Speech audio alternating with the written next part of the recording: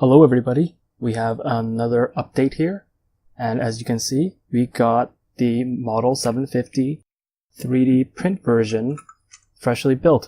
And for those that are not familiar, the Model 750 is the larger older brother of the Model 500.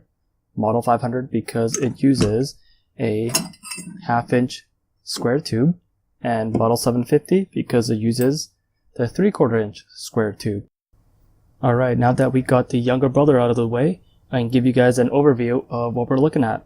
So similar to the Model 500, we got the two bolt-on heads. For this one I put the washers on and glued it down, as well as I had enough thickness here in the plastic to be able to glue a nut on the other side. So when you have your bolt, you just put it in and torque it down.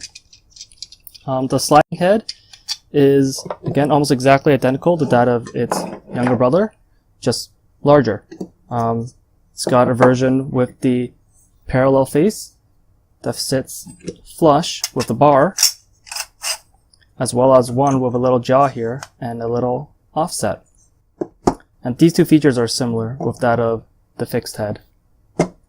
We got my favorite piece of all, the bar-to-bar attachment, which is exactly what it sounds like.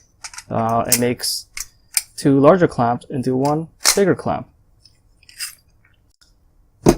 Got the traditional slider as well as the trigger slider.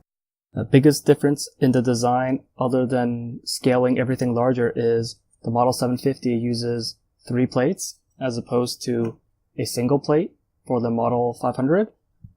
We're talking a difference between 300 pounds of capacity versus 1,000 pounds of capacity. So there was actually a lot of trial and error that went into developing a 3D printed frame structure for all these assemblies that can take that kind of load. And if the eagle eye viewer will notice that for the fixed heads, so these two assembly, it looks quite different. So if we take a look at this one here, the Model 500, there isn't this gap here, as opposed to the Model 750. The reason why I have this cutout here was because I needed enough width in the frame assembly to sustain the load of the 1,000 pounds compared to just the 300 pounds. So that's the reason why there's this little cutout here. And the other reason why the cutout is there is because it allows 4 faces of 100% filled plastic with its full thickness, as opposed to just 2. So in a nutshell, it's just really for strength. There's been a lot of design and engineering put into this product, and I hope you guys enjoy it. Thank you everybody. All proceeds goes towards Project Maverick. You can see the link below.